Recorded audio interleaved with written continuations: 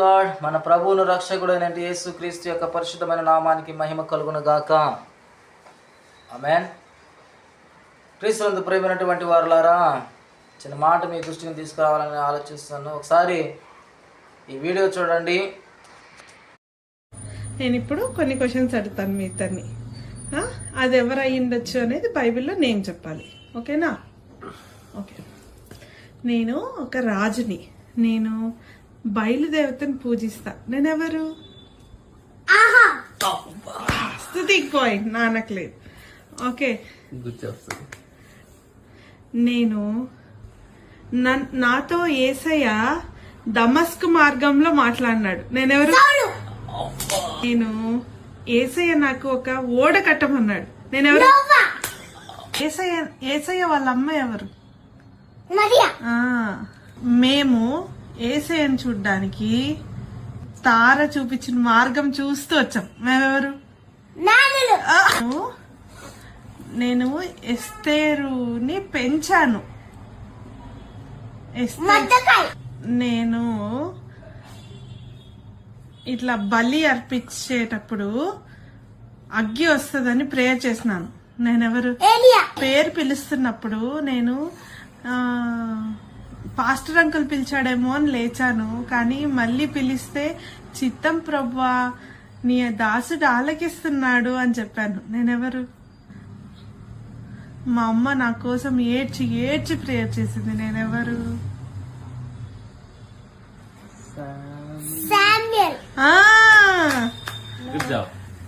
Okay. అందరికంటే నాకు wisdom కావాలి అని ప్రేయర్ చేశాను. నాకు జ్ఞానం ఇవ్వండి ప్రభువా అని నేను చిన్నప్పటి నుంచి ప్రేయర్ చేశాను. నేనెవరు? మండే పొద్దు నుంచి యేసయ్య నాతో మాట్లాడినాడు. నేనెవరు? తమ్ముడు సరిగ్గా మాట్లాడలేడు అని నా తమ్ముడితో పాటు దేవుడు నన్ను ఇజ్రాయెల్ ప్రజలను విడిపించడానికి పంపించాడు. యేసయ్య దమస్కు మార్గంలో సౌలు కనిపించిన తర్వాత నా దగ్గరకు వచ్చి ప్రేయర్ చేయించుకున్నాడు. ఎవరు? నేనెవరు?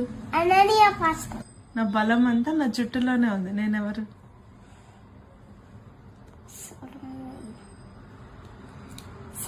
నన్ను సిలువేశారు. నేనెవరు? కరెక్ట్. మీనింగ్ నీళ్ళలో నుంచి తీయబడిన వాడు అని. మరి నా పేరేంటి? ఊరిని జోనా నా దగ్గరికి రమ్మన్నాడు యేసయ్య, కానీ జోనా అక్కడికి రాకుండా తర్షీస్కి వెళ్తున్నాడు. నా పేరేంటి? యేసయ్య నన్ను ఒక ఫ్రూట్ తినొద్దన్నాడు, కానీ నేను తిన్నాను ఆ ఫ్రూట్. నేనెవరిని? నేను కిటికీలో కూర్చొని తూగి తూగి కింద పడిపోయాను. ఎవరిని నేను? చూసారా? ఈ చిన్న బిడ్డ, ఆ చిన్న బిడ్డకున్నటువంటి ఇంగిత జ్ఞానం ఈరోజు కొంతమంది దేవుని నమ్మిన వారిలో కనబడడంలా. ఎవరైనా చెప్పడానికి ప్రయత్నిస్తూ ఉంటే వారిని ఈయనకు గాని తెలిసిందిరా వాళ్ళ చెప్తున్నాడేనా అని చెప్పి చిన్న మాటలు చులకనగా చాలా రకాలుగా అవహేళన చేసేటువంటి పరిస్థితులు ఉన్నాయి. కాబట్టి ఆ చిన్న బిడ్డ నేర్చుకున్న దానిలో కొంత భాగమైన మనం నేర్చుకోవడానికి ప్రయత్నిస్తే దేవుని వాక్యములో ఉన్నటువంటి భక్తులు మనకు తెలుస్తారు.